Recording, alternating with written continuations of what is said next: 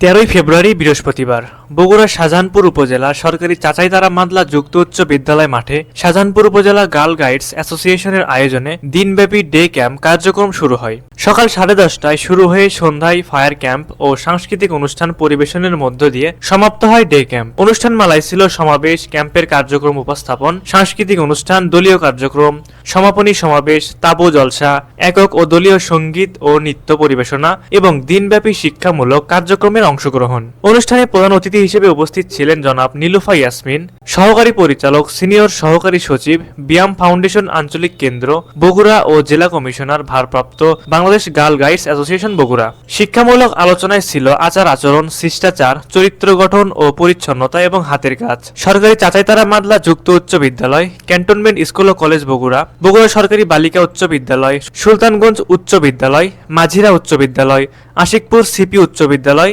বেজোরা উচ্চ বিদ্যালয়, RRM উচ্চ বিদ্যালয়, সুজাবাদ উত্তরপাড়া মাদ্রাসা, পাট্টেকুর উচ্চ বিদ্যালয়, ফুলকোট উচ্চ বিদ্যালয়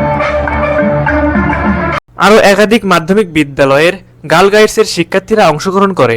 উপজেলার 15টি মাধ্যমিক বিদ্যালয়ের প্রায় শতাধিক ছাত্রী এই ক্যাম্পে অংশগ্রহণ করেন। উপজেলা গার্ল গাইডস অ্যাসোসিয়েশনের স্থানীয় কমিশনার ও সরকারি চাচাইতারা মাদলা যুক্ত উচ্চ বিদ্যালয়ের প্রধান শিক্ষক জনাব অঞ্জনা রানী ঘোষের সভাপতিত্বে শুভ উদ্বোধক হিসেবে উপস্থিত ছিলেন উপজেলা নির্বাহী অফিসার জনাব মোহাম্মদ তাইফুর রহমান, জেলা শিক্ষা অফিসার জনাব মোহাম্মদ রমজান আলী আকন্দ ও বিশেষ অতিথি হিসেবে উপস্থিত ছিলেন উপজেলা মাধ্যমিক শিক্ষা অফিসার জনাব মোহাম্মদ মাহবুবুল হোসেন। আয়োজনে ছিলেন Bangladesh girl guides association Shahjahanpur উপজেলা শাখা বগুড়া।